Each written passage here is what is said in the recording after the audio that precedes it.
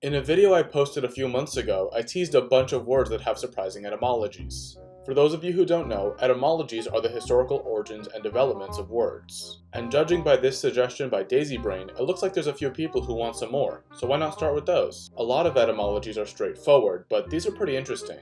I'm not going to be able to cover all of them in this video, but I'll come back to the rest in future videos. So, without further ado, let's get right into the video.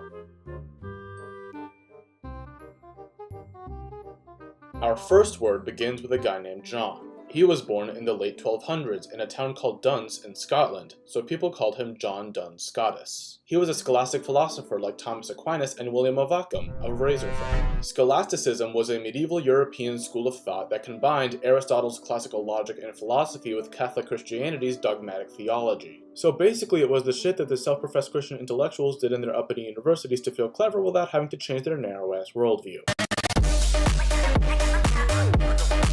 Duns Scotus amassed a decent amount of followers, who were called duncemen or dunces. In Europe, the era of scholastic philosophy was followed by the era of Renaissance humanism, which used classical logic and philosophy to study more worldly and secular concepts. Renaissance humanism was also more individualistic than scholasticism, which was largely rooted in the power of the Catholic Church.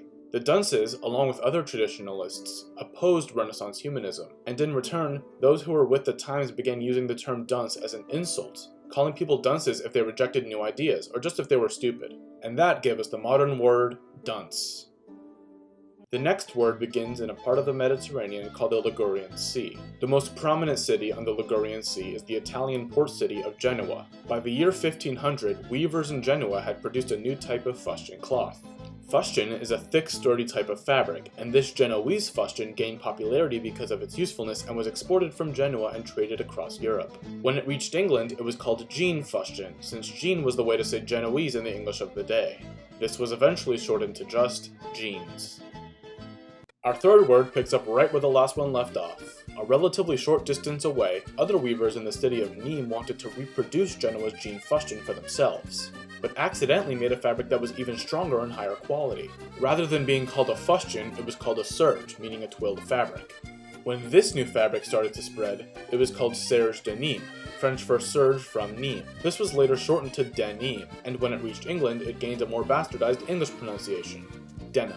Since these two fabrics were so similar, they were conflated, with jean and denim being used to describe the same material. Jean jacket and denim jacket are synonymous. And while these pants are just called jeans or blue jeans, if you ask someone what they were made of, they could say jean material or denim. So those are some words whose origins are a bit more interesting than you may think. Now you know that calling someone a dunce is roasting some old-ass scholar from the Middle Ages. And wearing jeans/denim is repping some genuine French and Italian fashion statements. That goes for you, early 2000s photo of Justin Timberlake and Britney Spears. If you enjoyed this video, like and subscribe. And if there's a topic you would like to learn about, let me know.